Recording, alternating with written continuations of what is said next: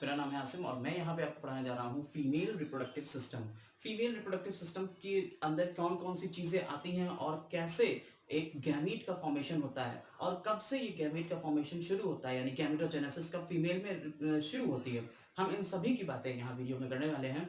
तो चलिए एक शुरुआत कर लेते हैं यहाँ पे सबसे पहले फीमेल रिप्रोडक्टिव सिस्टम की। उसके बाद हम लोग बात करेंगे यहाँ पे oogenesis की कि कैसे एक ओवा प्रोड्यूस होता है किसी फीमेल में, और फिर मेंस्ट्रुअल साइकिल की। हम यहाँ पे तीनों बातें करेंगे। थोड़ी सी लंबी वीडियो होगी, बस थोड़ा सा पेशेंस रखिएगा और वीडियो को ध्यान से देखते रहिएगा, एक एक चीज समझ में आने वाली है। चलिए तो देखते हैं यहाँ पे सबसे पहले जो पार्ट आता है फीमेल रिप्रोडक्टिव सिस्टम, मैंने यहाँ पे बनाया हुआ है। इस फीमेल रिप्रोडक्टिव सिस्टम में कौन कौन सी चीजें आती हैं, तो सबसे पहले आपको यहाँ पे दिख रहा है ए पेयर ऑफ ओवरीज। तो यहाँ पे आपको ओवरीज दिखेंगी। ये दो ओवरीज होती हैं जिनका साइज लगभग 2 to 4 सेंटीमीटर के करीब लेंथ होती है। ओवरीज के बाद यहाँ पे एक पेयर आपको फेलोपियन ट्यूब या ओविडक्ट दिख रही हैं, जो कि यहाँ पे लिखा हुआ है। मैंने यहाँ पे कुछ नाम लिखे हुए हैं और वही चीजें मैं यहाँ रिप्रेजेंट कर रहा हूँ। तो ये आपकी फेलोपियन ट्यूब होती है, ठीक है। इसके बाद ये जो एक पेयर शेप स्ट्रक्चर दिख रहा है, ये pear shape structure inverted pair के जैसा स्ट्रक्चर आपको दिख रहा है, नाशपाती जैसी होती है इन्वर्टेड। तो उसके जैसा ये स्ट्रक्चर, इसे कहते हैं यूट्रस। और यूट्रस का ही एक पार्ट होता है सर्विक्स, जिसे एनसीईआरटी में अलग से दिया हुआ है कि यूट्रस, सर्विक्स, वेजाइना। तो इसके बाद जो लास्ट पार्ट आता है यहाँ पे वो है वेजाइना। इसके बाद जो चीजें आएंगी वो होंगी एक्सटर्नल। ये इंटरनल पार्ट से अब आएंगे एक्सटर्नल जेनिटेलिया। एक्सटर्नल जेनिटेलिया में आपके इंक्लूड होते हैं तीन part, mons pubis, labia majora, labia minora,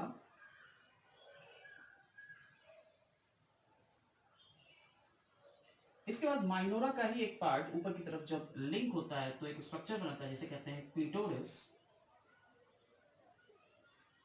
और वेजाइना को कवर करे हुए एक पार्शियल कवरिंग होती है जिसे कहते हैं हाइमन, वो भी यहां होती है। बेसिकली वर्जिन फीमेल्स में हाइमन मिलती है, लेकिन ये एक सिंबल नहीं है वर्जिनिटी का, क्योंकि अगर विग्रस एक्सरसाइज कर रहे हैं या हॉर्स राइडिंग कर रही हैं फीमेल्स, तो ये वर्जिन फीमेल्स की जैसे नहीं होती हैं। उसमें हाइमन जो है ये रप्चर हो जाती है। तो ये एक वर्जिनिटी का सिंबल नहीं है, बट कहा जाता है कि वर्जिन फीमेल्स में ये मिलती है, बट ये वर्जिनिटी का सिंबल नहीं है, ठीक है। तो हाइमन कहाँ होती है, ये एक विजाइना की पार्शियल कवरिंग। क्लियर हो रहा है।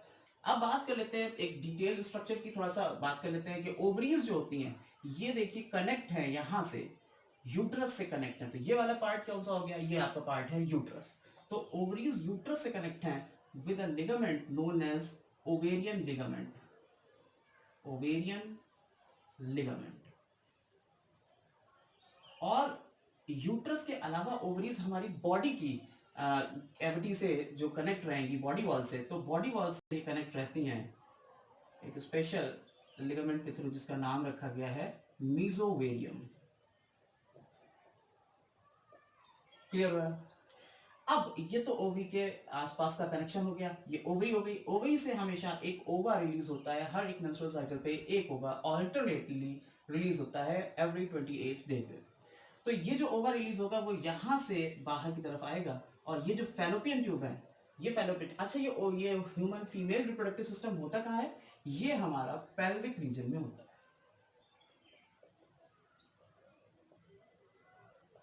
Pelvic region, abdominal, lower abdominal pelvic region, pelvic girdle होती है, पेल्विक गर्डल में ये स्ट्रक्चर्स मिलेंगे आपको। और ये स्ट्रक्चर अगर किसी फीमेल को लॉन्गिट्यूडनली फ्रंट से अगर ये ट्रांसफर सेक्शन देखा जाएगा तो ये आपको देखने को मिलेगा।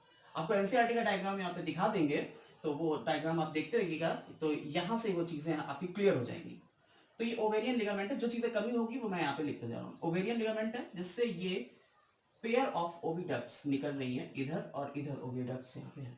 ये ओविडक्ट्स कुछ इस तरीके से स्ट्रक्चर होता है कि ये आपकी मान लीजिए ये कुछ इस तरीके से, ये ओवरीज यहाँ पे, तो ये ओवेरियन ओविडक्ट है जिन्हें फैलोपियन ट्यूब कह रहे हैं, ये कुछ इस तरीके से ओवरी के पास में होगी। क्लियर। तो यहां से ये जो ओविडक्ट है ये इस तरीके से स्ट्रक्चर होता है। ये जो स्ट्रक्चर है, जो फिंगर लाइक प्रोजेक्शंस हैं, इन फिंगर लाइक प्रोजेक्शंस कहते हैं फिम्ब्री। और फिम्ब्री से ये जैसे ही फनल शेप स्ट्रक्चर शुरू होता है, तो यहाँ पे अंदर की तरफ एक हॉलो सेक्शन होगा। ये जो ओपनिंग है इस क्षेत्र को कहते हैं ऑस्टियम। तो यहाँ पे आपका ऑस्टियम हो जाएगा, और ऑस्टियम के बाद ये जो स्ट्रक्चर यहां से एक फनल लाइक स्ट्रक्चर मिलेगा उसे कह देंगे इनफंडिबुलम।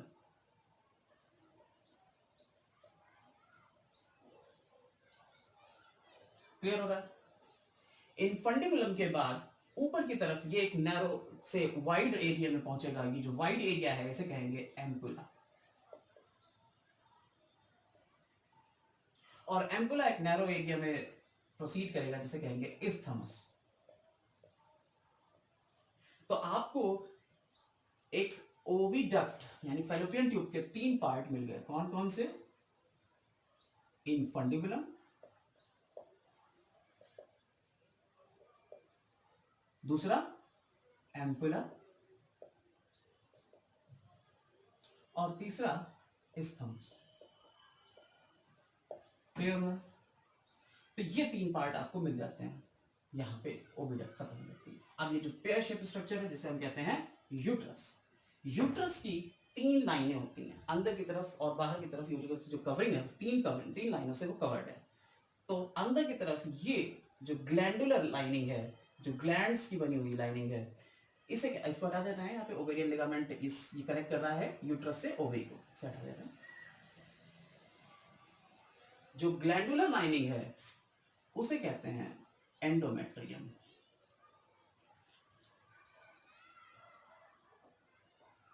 एंडोमेट्रियम ये ग्लैंडुलर लाइनिंग है। इसके बाद ये जो आपकी लाइनिंग है फाइब्रस, इसे क्या देते हैं? मायोमेट्रियम। मस्कुलर लाइनिंग है बेसिकली, ये फाइब्रस नहीं, मस्कुलर है, मायोमेट्रियम। और सबसे बाहर की तरफ ये जो कनेक्टिव टिश्यू की लाइनिंग है इसे क्या देते हैं? पेरीमेट्रियम।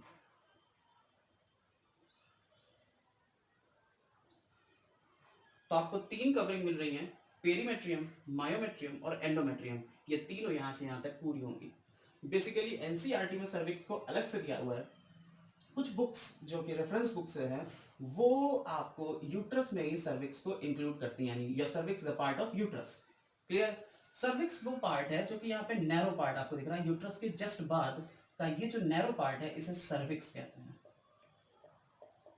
और सर्विक्स जो ये वाला पोर्शन आपको दिख रहा है, इसमें जो कैनाल मिल रही है इसे कहते हैं सर्वाइकल कैनाल। सर्विक्स की कैनाल है।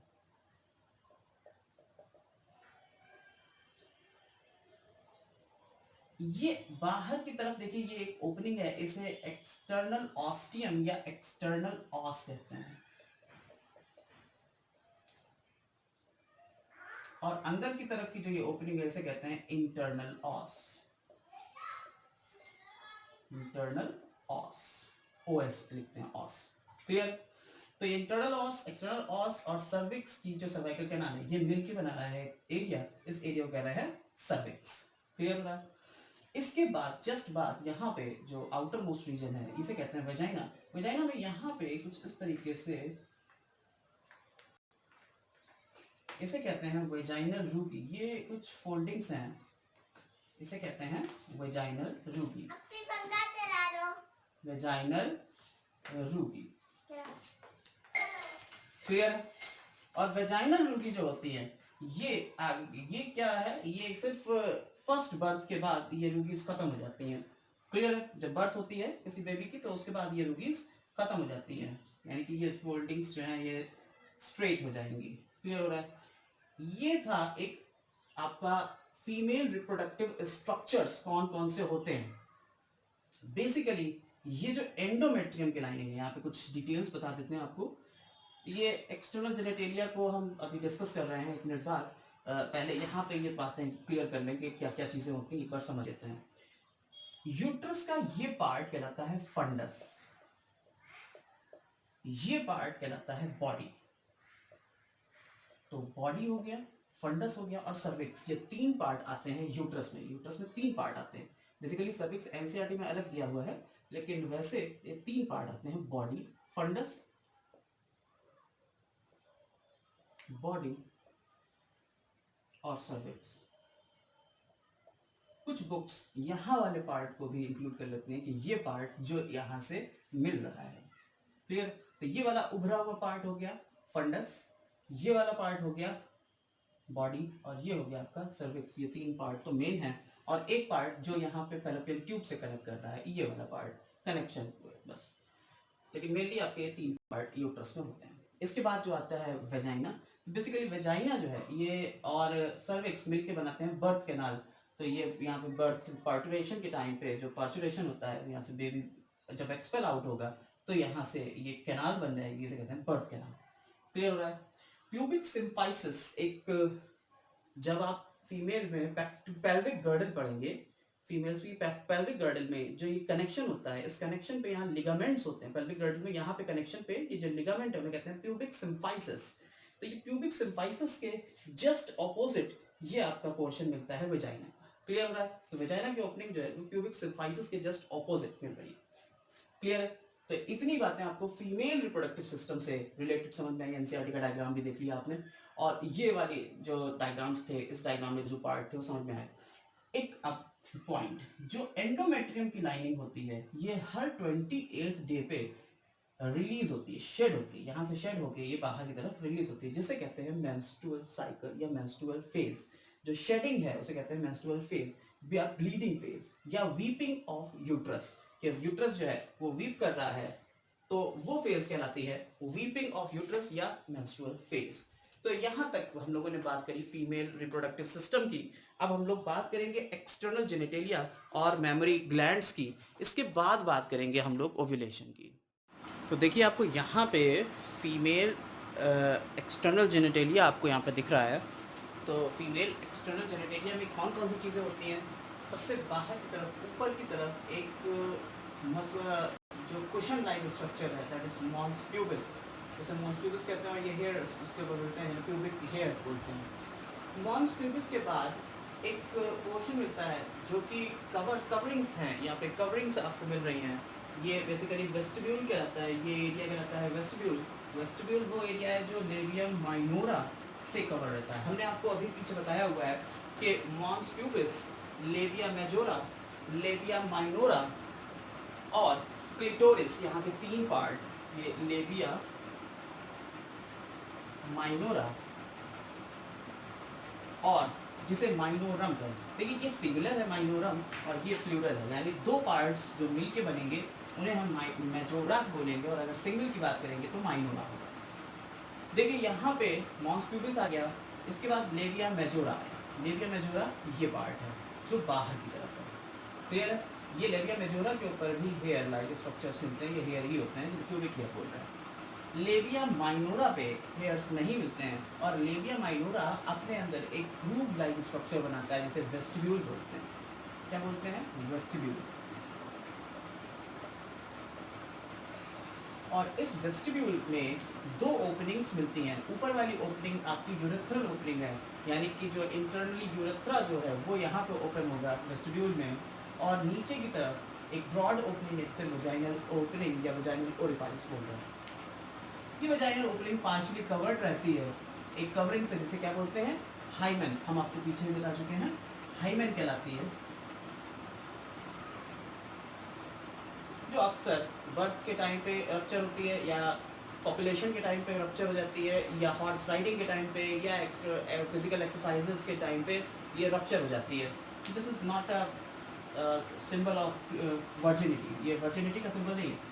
तो यहाँ पे ऊपर अगर आप वेजाइना के आसपास देखें तो यहाँ पे 2 ग्लैंड्स होते हैं जिन्हें बार्थोलिन्स ग्लैंड कहते हैं, जो मेल्स के कॉपर्स ग्लैंड से मिलती जुलती होती हैं।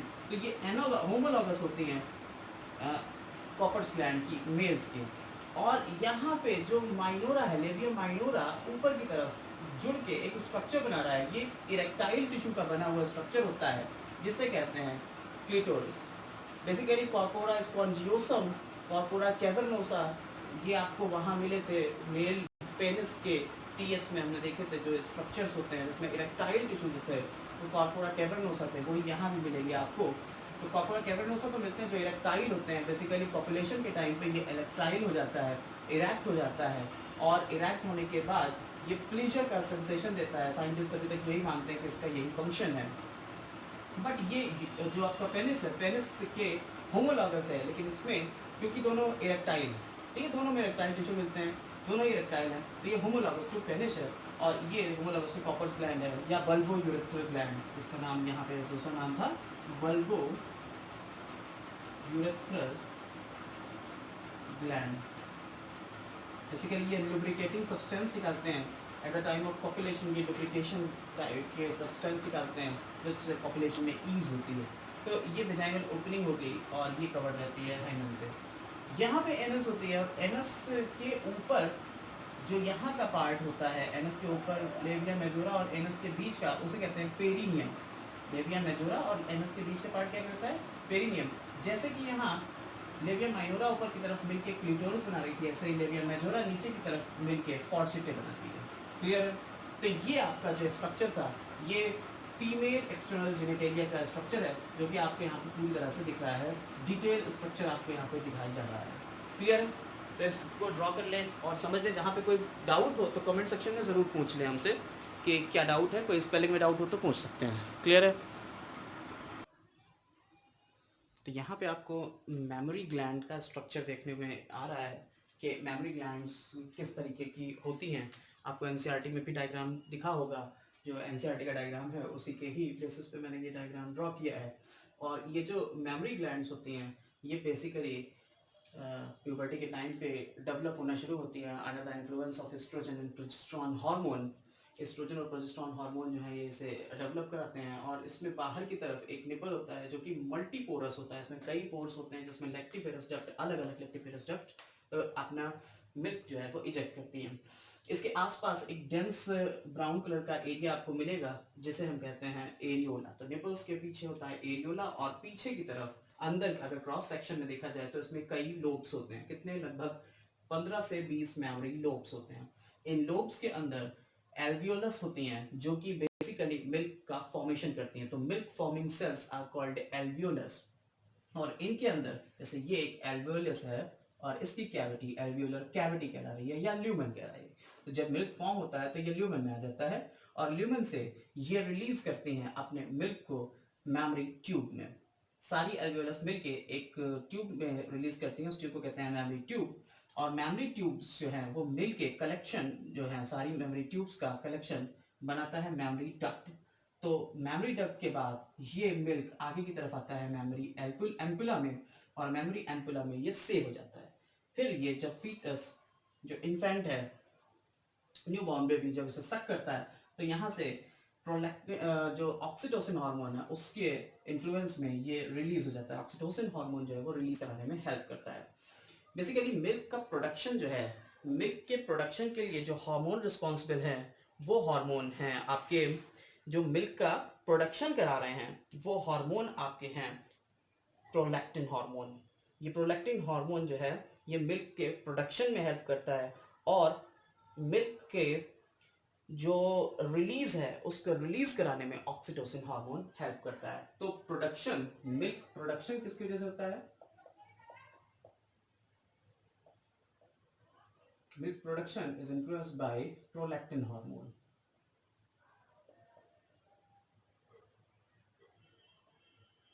और मिल्क इजेक्शन होता है ऑक्सीटोसिन हार्मोन की वजह से। क्लियर है? ये पोस्टीरियर पिट्यूटरी से निकलता है ऑक्सीटोसिन हार्मोन। हार्मोन्स का एक्शन हम आपको बाद में पढ़ाएंगे। यहाँ पे मेमोरी ग्लैंड्स को हम रीड आउट कर देते हैं एनसीईआरटी के पैराग्राफ को कि एनसीईआरटी में क्या क्या लिखा हुआ है। इसमें लिखा है कि the functional memory gland is characterized of all females. ये सभी फीमेल्स का एक कैरेक्टरिस्टिक है। और बेसिकली अच्छा मेमोरी ग्लैंड्स होती क्या है? Memory gland is a modified, it is a modified sweat gland. ये स्वेट ग्लैंड का ही मॉडिफिकेशन है, याद रखिएगा। तो एनसीईआरटी में आगे बढ़ते हैं। The memory glands are paired structures, breast, they contain glandular tissue and visible variable amount of fat. अच्छा, अब इसमें जो आपके ये लोब्स हैं, इन लोब्स के बीच बीच में यहाँ पे एरियोलर टिश्यू होगा या कनेक्टिव टिश्यू होगा। कनेक्टिव टिश्यू कैसे टाइप का है? Areolar, areolar connective tissue. ठीक है, तो एरियोलर कनेक्टिव टिश्यू यहाँ पे होता है, याद रखिएगा। इसके बाद आगे बढ़ते हैं तो the glandular tissue of each breast is divided into 15 to 20 memory lobes, जो आपको यहाँ पे दिख रहे हैं, containing clusters of cells that is called alveoli. The cells of alveoli secrete milk which is stored in the cavities, that is the lumen of alveoli. मैंने आपको lumen दिखाई हुई है, यहाँ पे होती है lumen of alveoli. क्लियर है, याद रखिएगा इसको। तो ये lumen of alveoli है, और alveoli open into mammary tubules. The tubules of each lobe join. देखिए हर लोब की ट्यूब्यूल जो है वो ज्वाइन करेगी, और ज्वाइन करके क्या बनाती है, मेमोरी डक्ट बनाती है। और जो मेमोरी डक्ट हैं, the tubules of each join to form memory duct. The several memory ducts join to form a wider memory ampulla which is connected to lactiferous duct through which milk is sucked out, जो कि lactiferous duct से connect है ampulla के through, और यहाँ से ही milk को suck out कर लिया जाता है। उम्मीद करते हैं आपको मेमोरी ग्लैंड भी समझ में आ गई होगी। आगे के स्ट्रक्चर्स और फंक्शंस के बारे में हम लोग बात करेंगे हमारी ओव्यूलेशन। तो अगर आप स्ट्रक्चर देखें मैमेलियन ओवरी का, तो कुछ इस तरीके से एक ओवरी जो होती है वो कनेक्ट रहती है किसी यूट्रस से थ्रू ओवेरियन लिगामेंट। तो ओवेरियन लिगामेंट के थ्रू ये ओवरी जो है ये कनेक्ट रहती है। इसके इनिशियल पार्ट जो कि यूट्रस से निकल रहा है, उस पार्ट को हिलम बोल रहे हैं, या ये हिलस बोल रहा है इस पार्ट को। ठीक है, ये हिलस या हिलम ये जो पार्ट है, इस पार्ट से ये कनेक्ट रहती है यूट्राइन पार्ट से। हमने ओवरी का एक पूरा डिटेल डिस्कशन के लिए यहाँ पे थोड़ी सी बड़ी ओवरी बनाई हुई है। तो यहाँ पे आपके इस ओवरी में जो इसकी कवरिंग है, इसे कहते हैं जर्मिनल एपिथेलियम। Germinal epithelium. तो ये जो ओवरी की कवरिंग है इसे कहते हैं जर्मिनल एपिथेलियम। इसी के नीचे एक कनेक्टिव टिश्यू की भी लेयर होती है जिसे कह देते हैं ट्यूनिका एल्बुजिना। तो जो नीचे की तरफ इसके कनेक्टिव टिश्यू की लेयर है उसे क्या कहते हैं, ट्यूनिका एल्बुजिना। क्लियर है। तो ये जो ओवरी है इसमें अब अंदर का जितना भी पोर्शन है उस पूरे पोर्शन को कह देते हैं स्ट्रोमा। अंदर के पूरे रीजन को क्या कह देते हैं, स्ट्रोमा। ओवरी के इनर मोस्ट सारा रीजन जो कि अब जर्मिनल एपिथेलियम और ट्यूनिका एल्बुजिना से कवर्ड है उसे क्या कर देते हैं, स्ट्रोमा रीजन। ये स्ट्रोमा दो पार्ट में डिवाइड है, आउटर पार्ट जिसे कह देते हैं कॉर्टेक्स और इनर पार्ट जिसे कहते हैं medulla. Most of the follicles जो अब इसके अंदर बाकी चीजें क्या क्या होंगी समझिएगा। इसके अंदर ओवरी के अंदर होते हैं डिफरेंट टाइप के फॉलिकल्स जो अपनी इनिशियल स्टेज में बनना शुरू होते हैं, और यहाँ से इनकी डिफरेंट स्टेजेस बनते बनते बनते बनते ग्राफिन फॉलिकल बन जाता है, और ग्राफिन फॉलिकल से सेकेंडरी oocyte जिसे हम oocyte या ओवम कहते हैं वो बाहर रिलीज हो जाता है। बचे हुए कुछ पार्ट जो रिमेन्स रह जाते हैं ग्राफिन फॉलिकल्स के, उन्हें उनमें एक येलो कलर का फ्लूइड फिल हो जाता है जिसे कॉर्पस ल्यूटियम बोलते हैं, और ये कॉर्पस ल्यूटियम आगे की तरफ कॉर्पस एल्बिकेंस अगर डिजनरेट हो जाता है तो कॉर्पस एल्बिकेंस। तो आपको ये सारी चीजें यहाँ पे ओवरी में देखने को मिलती हैं। तो यहाँ पे हम शुरुआत कर लेते हैं, थोड़ा सा बता रहे हैं डिटेल डिस्कशन हम लोग जब ओव्यूलेशन जब oogenesis की बात करेंगे, जहाँ पे हम लोग स्पर्मेटोजेनेसिस और oogenesis का कंपैरेटिव स्टडी भी कर लेंगे, तो वहां पे हम बात करेंगे कि oogenesis में किस तरीके से ओवा बनता है। लेकिन हम जस्ट एक छोटी सी डिटेल डिस्कशन, छोटा सा डिस्कशन कर रहे हैं कि ओवरी के अंदर जो फॉलिकल्स है वो किस किस टाइप के होंगे। तो कवरिंग्स आपको पता चल गई। सबसे पहले तो जर्मिनल एपिथेलियम हो गई और ट्यूनिका एल्बुजिना, ये कनेक्टिव टिश्यू की लेयर है। इन जनरल ये दिखाई नहीं जाती है, ये सेलुलर लेयर्स हैं, सेल्स हैं इसमें।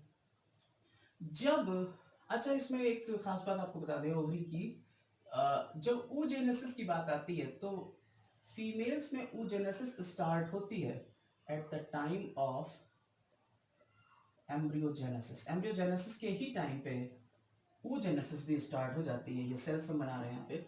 और जो मेल्स हैं उसमें स्पर्मेटोजेनेसिस आफ्टर प्यूबर्टी शुरू होती है। क्लियर है। इसके अंदर का सारा रीजन क्या है, स्ट्रोमा रीजन है, जो डिवाइड है दो पार्ट में, कॉर्टेक्स और मेड्यूला। कॉर्टेक्स और मेडुला में डिवाइड है। कॉर्टेक्स आउटर रीजन है और इनर रीजन क्या है, मेडुला। क्लियर। तो स्ट्रोमा जो है ये अंदर का पूरा पोर्शन है। तो होता क्या है, एम्ब्रियोजेनेसिस के टाइम पे यानी एम्ब्रियो के फॉर्मेशन के टाइम पे ही ओवरी का जब फॉर्मेशन हो रहा होता है तो ओवरी की जो जर्मिनल एपिथेलियम सेल्स हैं ये कुछ सेल्स साइज में बड़ी हो जाती हैं और इन्हें कहते हैं egg mother cell, egg mother cell या oogonia। क्या कहलाती हैं? oogonia। ये माइटोसिस करके, डिवाइड करके, माइटोसिस करके एक ट्यूब लाइक स्ट्रक्चर इसके कॉर्टेक्स रीजन में पुश करते हैं और इसे कहते हैं egg tube of Pfluger, egg tube of Pfluger, clear? Egg tube of Pfluger, PFLUGER। Pfluger P से शुरू होता है लेकिन पढ़ते PFLUGER, क्लियर? ये एग ट्यूब ऑफ फ्लगर जो है ये यहाँ से डिटैच हो जाएगा और ये यहाँ पे स्ट्रक्चर बना रहता है जिसे कहते हैं एग नेस्ट। इसी में सारे फॉलिकल्स हैं, लगभग लगभग कपल ऑफ मिलियन फॉलिकल्स यहाँ पे होते हैं एम्ब्रियो के फॉर्मेशन के टाइम पे। और ये फॉलिकल्स आगे की तरफ, ये जो है इसमें अर्ली फॉलिकल्स हैं, ये आगे की तरफ फॉलिकल बनाएंगे, इसे कहते हैं एग ट्यूब। ये तो एग ट्यूब हो गई, ये हो गया egg nest, egg nest, clear? अब हम यहीं पे ही फॉलिकल्स का भी बता दे रहे हैं कि किस तरीके से फॉलिकल्स बनते हैं। ये जो एग नेस्ट है इसमें से एक, ऐसे बहुत सारे एग नेस्ट होंगे, एक फॉलिकल जो मिड वाला होगा, बीच में कोई एक फॉलिकल ग्रो करेगा, साइज में बड़ा हो जाएगा और बाकी सारी सेल्स जो हैं वो इसके आसपास एक रेगुलर लेयर बना लेंगी। ये जो लेयर है इसे कहेंगे फॉलिकुलर सेल्स की लेयर या layer of follicles, follicular cells हैं ये। और इसके जो बीच में जो ग्रो कर रहा है उसे कह देंगे primary oocyte, primary oocyte, clear? तो फॉलिकल होता क्या है बेसिकली ये समझाने की कोशिश कर रहा है। ये प्राइमरी oocyte इसे क्यों कह दिया गया? क्योंकि ये साइज में ग्रो कर गया और इसने सेल डिवीजन शुरू कर दिया। अब आपको बता दें सेल डिवीजन दो टाइप के होते हैं, पहले सेल डिवीजन का थोड़ा सा डिस्कशन कर लेते हैं। सेल डिवीजन दो टाइप के होते हैं, मियोसिस और माइटोसिस। मियोसिस में क्या होता है? मियोसिस वो सेल डिवीजन है, उस टाइप का सेल डिवीजन जिसमें अगर गैमीट्स का फॉर्मेशन हो रहा है तो उसे मियोसिस कहेंगे, एक सेल से चार सेल बनती हैं।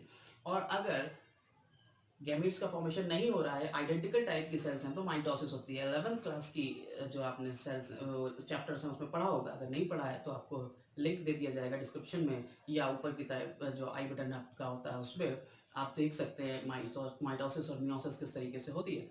मियोसिस जो होती है, जो मियोसिस है, ये मियोसिस दो पार्ट में होती है, मियोसिस फर्स्ट और मियोसिस सेकेंड। मियोसिस फर्स्ट के भी चार फेज होते हैं, प्रोफेज, मेटाफेज, एनाफेज और टीलोफेज। प्रोफेज, मेटाफेज, एनाफेज और टीलोफेज। प्रोफेज की भी पांच सब फेज होती हैं, लैक्टोटीन, जाइगोटीन, पैकेटीन, डिप्लोटीन और डाइकाइनेसिस। तो यहाँ पे प्राइमरी oocyte डिवीजन करना शुरू करता है और मियोसिस का फेज फर्स्ट होती है और प्रोफेज फेज फर्स्ट में जो डिप्लोटीन स्टेज आती है वहां पे ये अरेस्ट हो जाता है। सिर्फ इतना ही डिवीजन का फेज चल पाता है और इसके बाद ये फर्स्ट अरेस्ट हो जाता है प्राइमरी oocyte, यानी प्रोफेज फर्स्ट में ये अरेस्ट हो गया। हमने थोड़ा डिटेल बता दिया, प्रोफेज फर्स्ट की डिप्लोटीन में ये अरेस्ट हो जाता है, क्लियर? इसके बाद बेबी की बर्थ हो जाती है, क्लियर? तो ये जो फॉलिकल बना, ये प्राइमरी oocyte और फॉलिकल सेल्स को मिला के जो फॉलिकल बना उसे कहते हैं प्राइमरी फॉलिकल। लगभग लगभग 60,000 यानी 60,000 से 80,000 यानी 80,000 तक प्राइमरी फॉलिकल्स के साथ में बेबी का बर्थ होती है। इसके बाद अब क्या होता है कि बर्थ के बाद ये फॉलिकल्स ग्रो करना शुरू करेंगे। कब? जब आएगी प्यूबर्टी, तब तक ये उसी स्टेज में पड़े रहेंगे। यानी कि ये जो फेज थी इसमें ये डिवीजन की फेज थी, यहाँ डिवाइड होके बहुत सारी सेल्स बन गई, तो मल्टीप्लिकेशन फेज भी इसे कह सकते हैं कि यहाँ पे मल्टीप्लाई हो रहा है, माइटोसिस हो रही है, आइडेंटिकल टाइप की सेल्स बन रही हैं, प्राइमरी oocyte बन गया है और फॉलिकल सेल्स से घिरा हुआ है। क्लियर? और प्राइमरी oocyte किस स्टेज पे है? प्रोफेज फर्स्ट की स्टेज में यहाँ पे ये अरेस्टेड है। oogenesis का थोड़ा सा पार्ट हम आपको समझा रहे हैं यहाँ पे, ज्यादा नहीं, बाकी oogenesis में हम लोग डिटेल में पढ़ लेंगे, लेकिन यहाँ पे थोड़ी सी डिस्कशन करेंगे, ज्यादा नहीं, थोड़ा सा डिस्कशन करेंगे, थोड़ा समझते रहिएगा।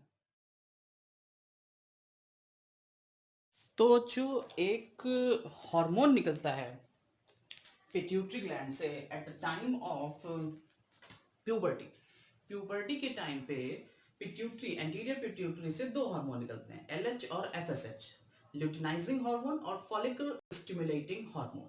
तो एलएच जो ल्यूटिनाइजिंग हार्मोन है उसका हम बाद में फंक्शन बताएंगे, जो एफएसएच है उसका फंक्शन मैंने यहाँ पे दिया हुआ है। तो एफएसएच जो हार्मोन होता है प्यूबर्टी के टाइम पे, अच्छा प्यूबर्टी का पीरियड फीमेल्स में कब आता है?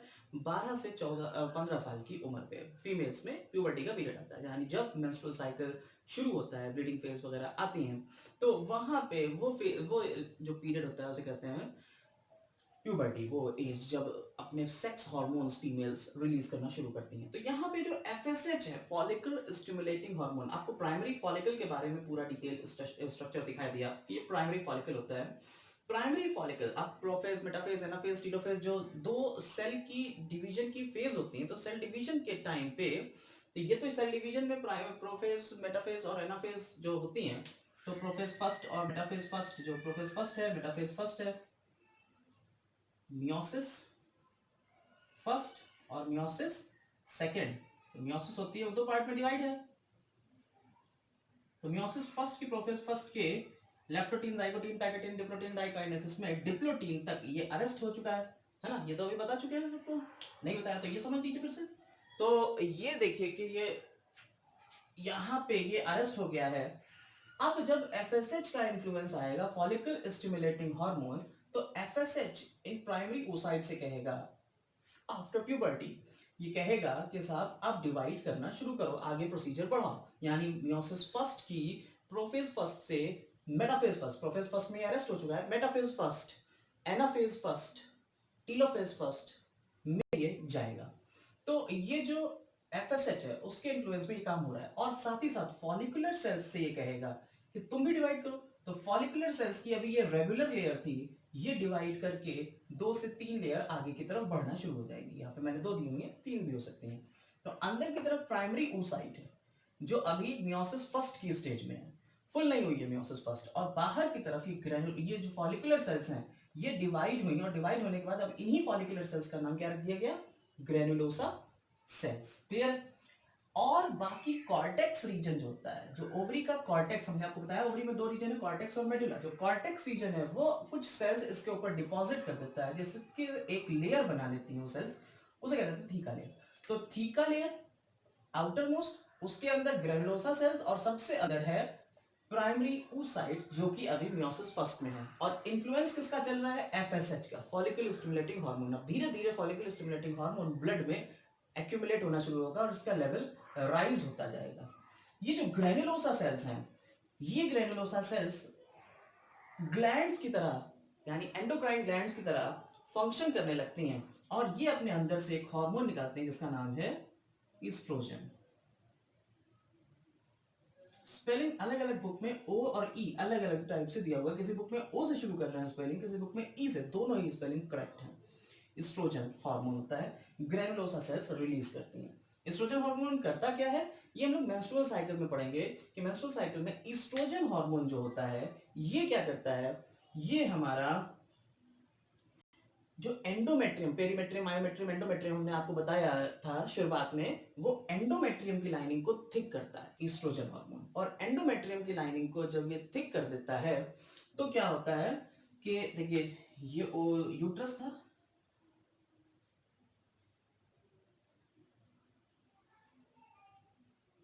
है ना? तो यूट्रस की ये एंडोमेट्रियम की लाइनिंग है, इसको थिकनिंग को कौन बढ़ाएगा? थिकनिंग का काम कौन कर रहा है इसकी? ईस्ट्रोजन। ये एंडोमेट्रियम की लाइनिंग को थिक करेगा, और ये स्ट्रक्चर पूरा कहलाएगा सेकेंडरी फॉलिकल। क्लियर? अभी हमारा एफएसएच चल ही रहा है, एफएसएच का इन्फ्लुएंस है ही है। तो अब एफएसएच के ही इन्फ्लुएंस में ये सेकेंडरी ओसाइट, जो सेकेंडरी फॉलिकल, अच्छा इनके डायग्राम सब बनाते रहिएगा, चाहिएगा अलग तो ना, मैं यहाँ पे इसको डिलीट कर रहा हूँ या हटा रहा हूँ। आप इसको दूसरे फेज में हम आ रहे हैं। तो थीका लेयर जो है ये अब एफएसएच के ही इन्फ्लुएंस में थीका लेयर डिवाइड होगी, दो लेयर्स बनाएंगी। कौन कौन सी वो दो लेयर्स होंगी? थीका एक्सटर्ना और theca interna. Granulosa cells release करेंगी कुछ सब्सटेंसेस, कुछ लिक्विड रिलीज करेंगी अपने अंदर, जिसकी वजह से यहां बीच में एक गैप आने लगेगा, जिसे हम कैविटी बोलने लगेंगे, जिसे हम कहते हैं एंट्रम।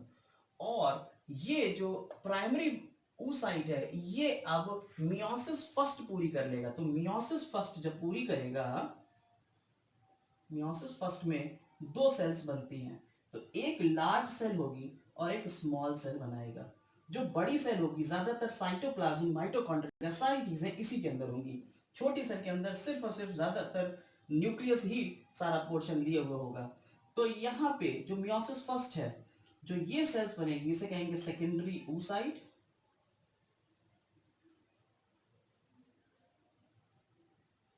और ये जो बनेगी इसे कहेंगे फर्स्ट पोलर बॉडी।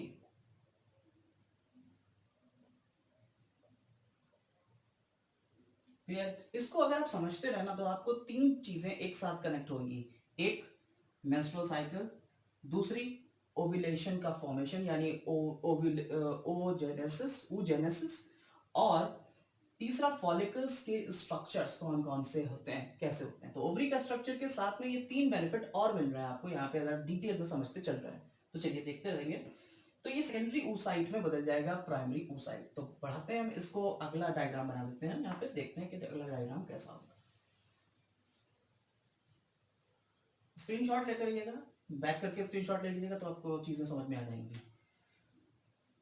देखिए ये हो गया सेकेंडरी oocyte, जो अब प्राइमरी oocyte डिवाइड होगा तो सेकेंडरी oocyte बना, और पहली फर्स्ट पोलर बॉडी यहाँ ये दिखा देंगे। ठीक है, इसके ऊपर ग्रैनुलोसा सेल्स लगी हुई हैं, समझते रहिएगा जरा। क्लियर? और कुछ ग्रैनुलोसा सेल्स अब जो दूर हो गई, क्योंकि बीच में कैविटी बन गई है, जो दूर हो गई ग्रैनुलोसा सेल्स,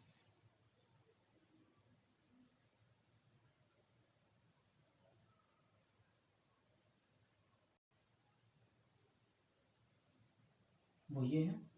क्लियर? कुछ ग्रैनुलोसा सेल्स इससे कनेक्ट रहेंगी, जो स्ट्रक्चर कहलाएगा क्यूमुलस उफोरिकस, क्यूमुलस उफोरस या डिस्कस प्रोलीजेरस। ये स्ट्रक्चर जो इसको कनेक्ट कर रहा है ये क्यूमुलस उफोरिकस या डिस्कस प्रोलीजेरस। तो ये हो गई primary oocyte, sorry first polar body, secondary oocyte, granulosa cells की कवरिंग, और बीच में ये कैविटी, इस कैविटी को कह देते हैं एंट्रम। इस कैविटी को क्या कहते हैं? एंट्रम। और ये जो ग्रैनुलोसा सेल्स बाहर की तरफ बन रही हैं, इन्हें इस पूरी लेयर को कह देते हैं मेम्ब्रेना ग्रैन्युलोसा। क्लियर हो रहा है? ठीक। और एंट्रम के अंदर जो लिक्विड रिलीज किया है इसने, सेकेंड ग्रैनुलोसा सेल्स ने, उस लिक्विड को क्या देते हैं लिकर फॉलिकुलाई।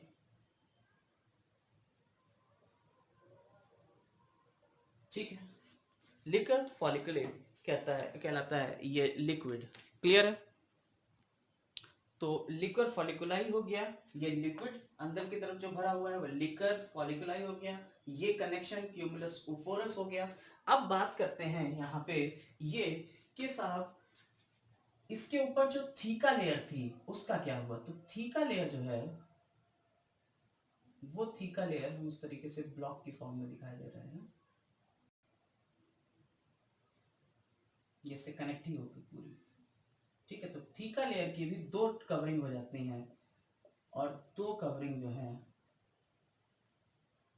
थीका लेयर की वो कहलाती हैं थीका एक्सटर्ना और थीका इंटरना।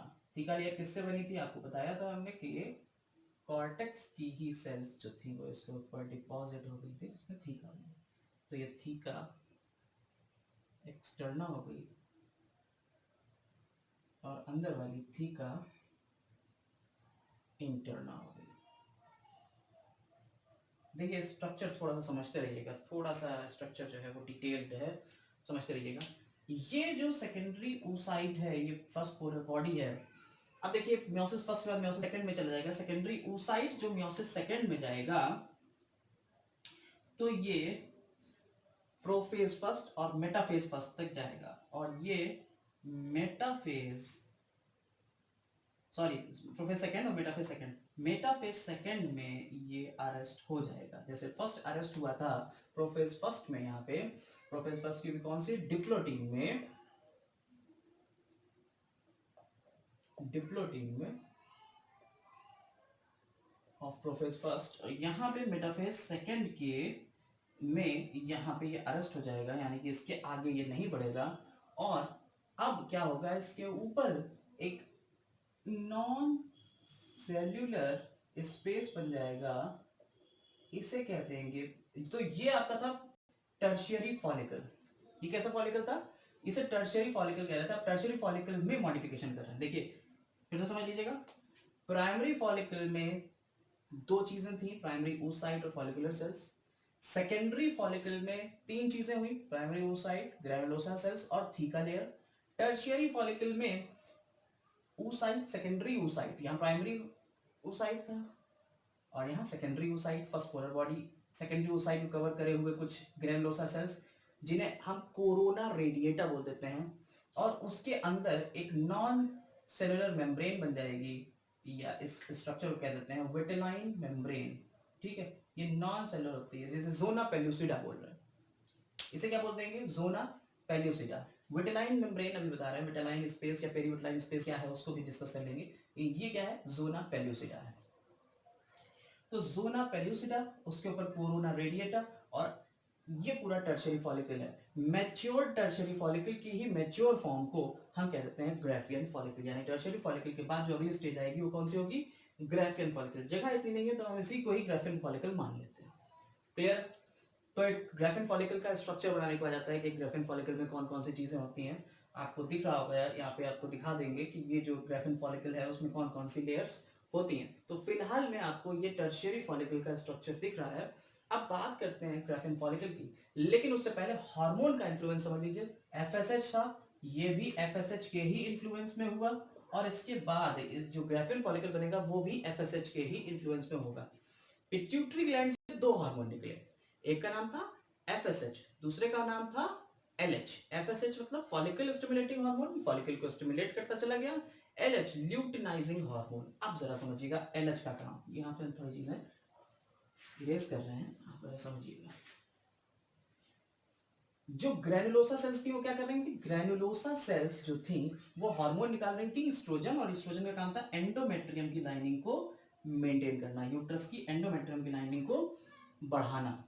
ठीक है, यानी कि ये एंडोमेट्रियम की लाइनिंग को थिकनिंग दे रही थी, thickening of endometrium due to estrogen. Clear. अब बात करते हैं यहाँ पे कि अब हार्मोन जब एलएच आ जाता है तो एलएच हार्मोन की वजह से क्या होता है। देखिए हम इसको थोड़ा सा यहाँ से हटा रहे हैं, ओवरी के अंदर ही चल रहा है ये सारा काम, लेकिन अब हम थोड़ा सा इसको ओवरी को हटा रहे हैं यहाँ पे, क्योंकि जगह इतनी नहीं रह गई।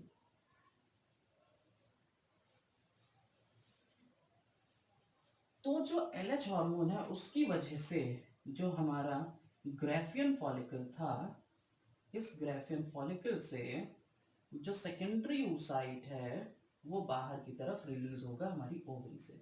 मान लीजिए ये ओवरी की लाइनिंग हो गई और ये ग्राफियन फॉलिकल हो गया, और ये सेकेंडरी oocyte रिलीज हो रहा है। जब एलएच का लेवल राइज करता है, एलएच का लेवल जब राइज करता है और राइज होने की वजह से जब ये ओव्यूलेशन हो जाता है तो उसे कहते हैं LH surge. LH surge. Clear. LH surge का मतलब है उसका लेवल इतना राइज कर जाना कि ओव्यूलेशन हो जाए। तो एलएच की वजह से ओव्यूलेशन होता है, और इस फेज को कहते हैं ओव्यूलेटरी फेज। इस फेज को क्या बोलते हैं, ओव्यूलेटरी फेज। अगर मेंस्ट्रुअल साइकिल की बात करें तो मेंस्ट्रुअल साइकिल में ये ओव्यूलेटरी फेज होती है। 14th डे पे ओव्यूलेशन होता है। क्लियर। मेंस्ट्रुअल साइकिल के 14th डे, 18 डे का मेंस्ट्रुअल साइकिल होता है और उसके 14th डे पे ओव्यूलेशन हो रहा है। क्लियर हो रही है बात, जरा समझते रहिएगा इस बात को, बहुत डिटेल में जा रहे हैं हम लोग। और यहाँ का जितना भी बचा हुआ ग्राफिन फॉलिकल का स्ट्रक्चर है वो अपने अंदर स्ट्रोमा का कुछ पार्ट ले लेता है और स्ट्रोमा का पार्ट लेके येलो कलर का स्ट्रक्चर बनाता है जिसे कहते हैं कॉर्पस ल्यूटियम। ल्यूटियम मतलब होता है येलो बॉडी, येलो, ल्यूटियम मतलब होता है येलो। नीट में एक क्वेश्चन पूछा गया कि साहब आपकी आई में होता है एक येलो स्पॉट जिसे कहते हैं, क्या बोलते हैं, वो भी येलो होता है, उसे कहते हैं मैक्यूला ल्यूटिया। और यहाँ पे कॉर्पस ल्यूटिया या ल्यूटियम। तो यहाँ पे पूछा गया नीट में कि साहब ये ल्यूटिया, इसमें क्या सिमिलैरिटी है, इनमें से किसमें सिमिलैरिटी है। तो वहां पे दो ऑप्शन थे, इसमें तो कॉर्पस ल्यूटियम और मैक्यूला ल्यूटिया ऑफ आई, इन दो में सिमिलैरिटी क्या है कि दोनों येलो कलर के होते हैं। ये एक सिमिलैरिटी थी। ये नीट 2016, 17 या 18 में से किसी एक में पूछा गया है, याद नहीं मुझे ऐसे एग्जैक्ट, लेकिन हाँ नीट में क्वेश्चन भी पूछा गया। तो ये जो सेकेंडरी ओसाइट निकल गया और जो बचा हुआ पोर्शन था उसने पूरा कवरिंग अपने फुल कर ली और यहाँ पे ये स्ट्रक्चर बना दिया जिसे कॉर्पस ल्यूटियम कहते हैं। और कॉर्पस ल्यूटियम अपने अंदर से एक हार्मोन निकलता है जिसे कहते हैं प्रोजेस्टेरॉन। क्लियर? तो कॉर्पस ल्यूटियम से एक हार्मोन निकल रहा है जिसका नाम क्या है, प्रोजेस्टेरॉन। और प्रोजेस्टेरॉन का काम क्या होता है, जैसे कि ईस्ट्रोजन का काम था एंडोमेट्रियम की लाइनिंग को थिक करना, ऐसे ही प्रोजेस्टेरॉन का हार्मोन का क्या काम है, ये एंडोमेट्रियम की जो लाइनिंग है, जो यूट्रस का एंडोमेट्रियम है, ये जो एंडोमेट्रियम की लाइनिंग है इसको परसिस्ट करना यानी रोके रखना कि अब ये शेड ना हो जाए, क्योंकि इधर ओव्यूलेशन हो गया। अब ओव्यूलेशन होने पे होता क्या है कि फीमेल रिप्रोडक्टिव ट्रैक में जो ओव्यूलेशन हुआ, इसको थोड़ा सा हम हटा देते हैं यहाँ पे, ये चीज़ें तो समझ में आ रही होगी आपको। पूरा डायग्राम जो है ऐसे कंप्लीट कर लीजिएगा, इसमें ये चीज़ आगे दिखाते हुए पूरा यहाँ तक कॉर्पस ल्यूटियम, और इसके बाद एक स्ट्रक्चर बनेगा कॉर्पस एल्बिकन्स, अभी वो भी बता देंगे। लेकिन यहाँ पे हम फीमेल रिप्रोडक्टिव सिस्टम थोड़ा सा बना रहे हैं तो इसको हटाना पड़ रहा है।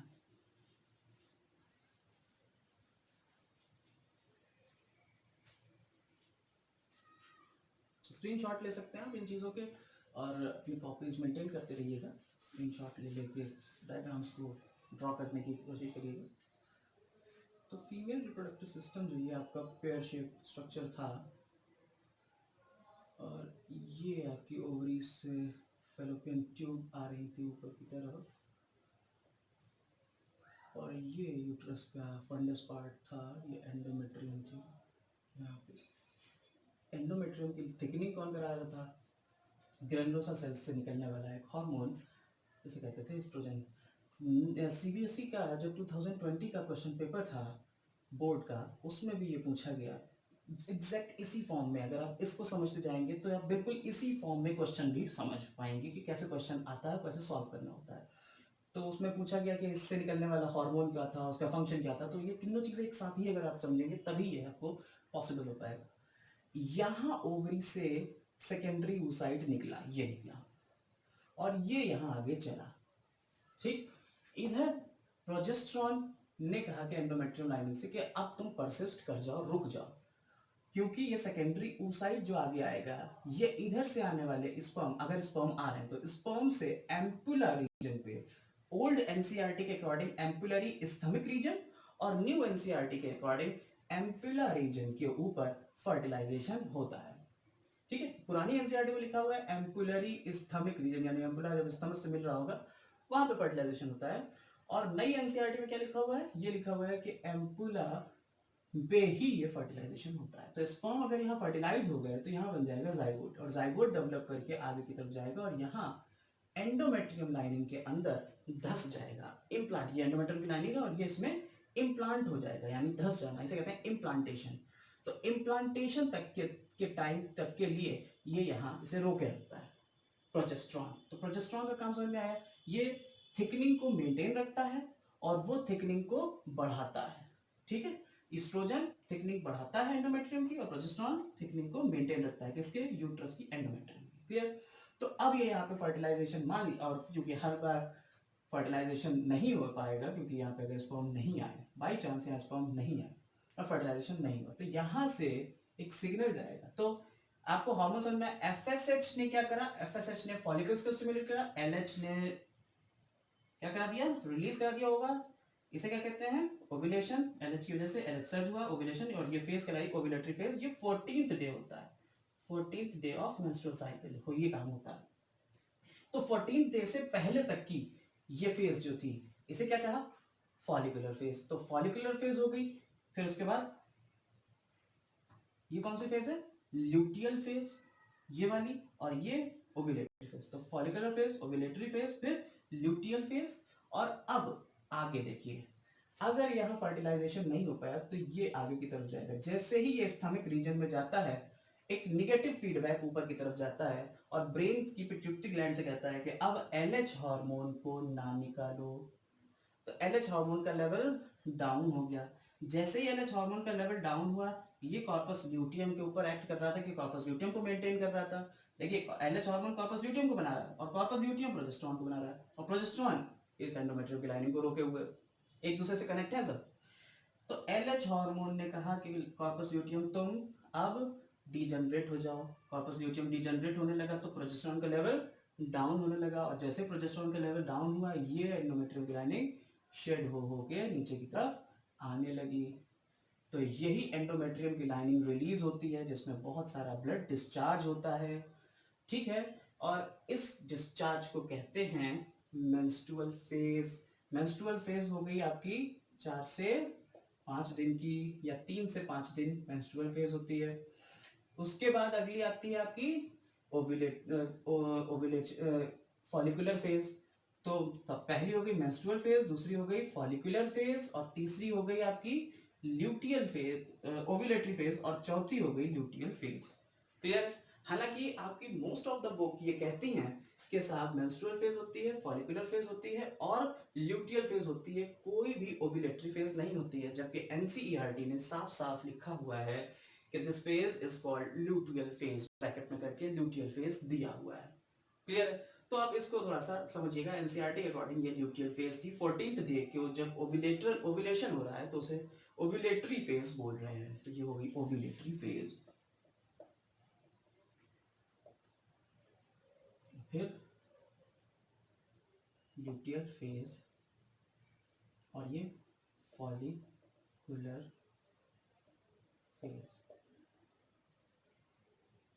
Follicular phase. क्लियर।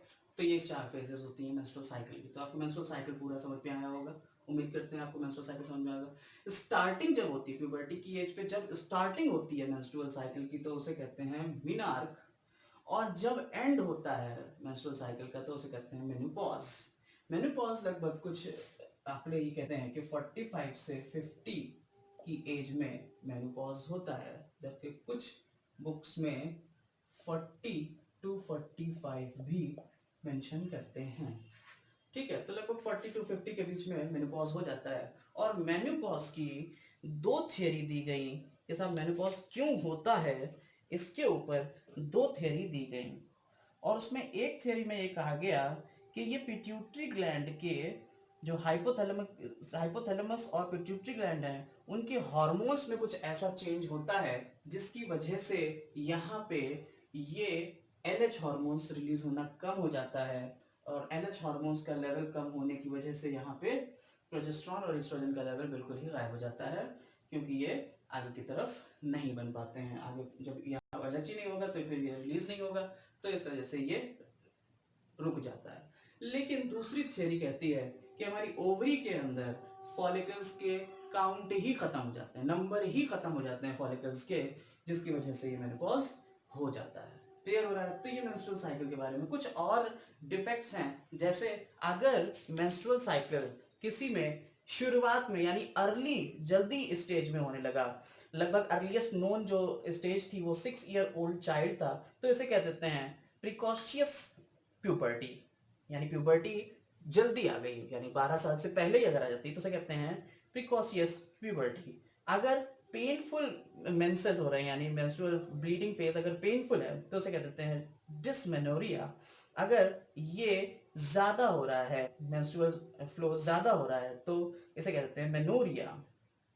और अगर ये इनफ्रीक्वेंट है, यानी कि टाइम फेजेस जो है अगर लिमिटेड नहीं है, यानी अलग अलग टाइम पे हो रहा है, यानी 28 डेज का साइकिल नहीं हो रहा है, तो उसे कह देते हैं ऑलिगोन्यूमोरिया। ठीक है। और एमिनोरिया, इसको कहते हैं नो अकरेंस ऑफ मेंसेस, अगर मेंस्ट्रुअल साइकिल नहीं हो रहा है तो ये एमिनोरिया होता है। ये जो 4-5 कंडीशंस हैं इनको भी आप याद रखिएगा। तो मेंस्ट्रुअल साइकिल बेसिकली कंट्रोल होता है एलएच, एफएसएच, एस्ट्रोजन और प्रोजेस्टेरॉन से। अब हम लोग यहाँ पे बात कर रहे हैं कि साहब जो ओवरी थी, हम लोग बेसिकली ओवरी के स्ट्रक्चर को पूरी तरह से पढ़ रहे थे, और उसी ओवरी के स्ट्रक्चर में हम लोगों ने oogenesis भी पूरी तरह से कंप्लीट कर ली। तो oogenesis में सबसे पहले क्या आया, जरा समझिएगा oogenesis में क्या क्या चीजें आई। oogenesis में सबसे पहले उगोनियम आया, जैसे एग मदर सेल कह रहे थे। बैक करके आप देखिएगा कि यहाँ पे ओवरी जब शुरुआत हुई थी तो वहां पे हमने कहा था कि एग मदर सेल्स होते हैं, जिसे उगोनियम कहते हैं। तो उगोनियम, अब यहाँ पे उगोनियम डिवाइड होती है माइटोटिकली और बनाती है प्राइमरी oocyte।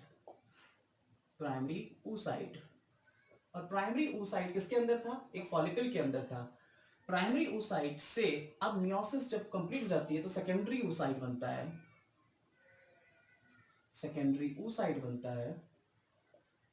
और सेकेंडरी oocyte के साथ ही साथ यहां फर्स्ट पोलर बॉडी बनती है। हमें फर्स्ट पोलर बॉडी का क्वेश्चन करना है क्योंकि ज्यादातर अमाउंट तो सेकेंडरी oocyte में ही है साइटोप्लाज्म का। अब क्वेश्चन ये आता है कि क्यों साइटोप्लाज्म में ही ज्यादातर अमाउंट होता है, क्योंकि यहाँ पे साइटोप्लाज्म को ही ये सेकेंडरी oocyte ही आगे की तरफ ओवा बनाएगा, और ओवा बनाने के बाद यही आगे जाइगोट और एम्ब्रियो का फॉर्मेशन करेगा, तो उसे नरिशमेंट के लिए ज्यादा से ज्यादा साइटोप्लाज्म की जरूरत होगी, और साइटोप्लाज्म में ही नरिशमेंट होगा, इसलिए most of the cytoplasm is present in secondary oocyte। Clear. अब फर्स्ट पोलर बॉडी में भी अगर मियोसिस सेकंड हो रही है तो ठीक है, यहां पे मियोसिस फर्स्ट में तो ये बने। मियोसिस सेकंड होती है जब इसमें, जब सेकंड मियोसिस सेकंड होगी तो सेकेंडरी oocyte फिर से डिवाइड होगा और बनाएगा ooted या ओवा, और इधर क्या बन जाएगा, इधर बन जाएगा secondary polar body, second polar body. Clear हो रहा है। तो इस तरह से आपका oogenesis भी यहीं पे ही कंप्लीट हो जाता है। जो आपकी फर्स्ट पोलर बॉडी थी, secondary oocyte first division complete कर लिया, और ये जो ooted या ओवा या ovum, O V U M, ovum, single ovum plural ova, तो ये आपका बन जाता है ओवा। क्लियर है। तो ये मियोसिस सेकेंड में ये कंप्लीट होगा।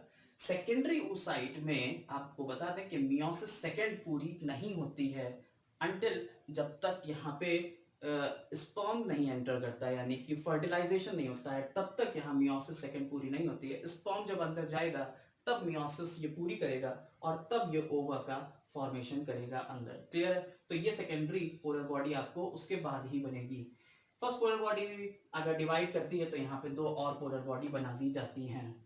इस तरीके से 3 पोलर बॉडी और एक सेकेंडरी oocyte बनता है। यहाँ पे माइटोसिस होती है। अब इसके क्रोमोसोम की बात कर ली जाए तो उगोनियम चूंकि 2n होता है, 23 पेयर क्रोमोसोम होते हैं, यानी 46 क्रोमोसोम होते हैं। प्राइमरी oocyte चूंकि माइटोसिस हो रही है, सिमिलर टाइप की सेल्स बन रही है, ये भी 2n होगा, यानी 46 क्रोमोसोम होंगे। सेकेंडरी oocyte चूंकि मियोसिस होगी, मियोसिस फर्स्ट रिडक्शन डिवीजन होता है, 23 क्रोमोसोम होंगे, और फर्स्ट पोलर बॉडी में भी 23 क्रोमोसोम ही होंगे। अब क्या इसके बाद मियोसिस सेकंड क्या और क्रोमोसोम कम हो जाते हैं? नहीं, क्रोमोसोम कम नहीं होते हैं। मियोसिस सेकंड में सेम क्रोमोसोम रहते हैं और 23 ही क्रोमोसोम ओवम में भी पहुंचते हैं। इस तरीके से जब स्पर्म और ओवम मिलते हैं तो 23 पेयर मिलके फिर से 43 क्रोमोसोम पेयर नहीं, 23 क्रोमोसोम 46 क्रोमोसोम का फॉर्मेशन कर देते हैं। इस तरीके से हमारा पूरा एक स्ट्रक्चर बनता है ओवरी का, और हमारा ओव्यूलेशन, और हम लोगों ने सारी बातें यहाँ पे कर ली हैं। तो उम्मीद करते हैं आपको ये सारी चीजें समझ में आ रही होंगी। कुछ क्वेश्चंस की प्रैक्टिस कर लेते हैं कि आपको ये सारी चीजों में क्या क्या क्वेश्चन समझ में आए, कैसे आए। तो जब तक डिटेल डिस्कशन नहीं होगा तब तक मजा नहीं आता है। क्वेश्चंस की भी प्रैक्टिस कर लेते हैं यहीं पे ही, तो मजा आ जाएगा। ठीक है, उम्मीद करते हैं आपको ये समझ में आया होगा।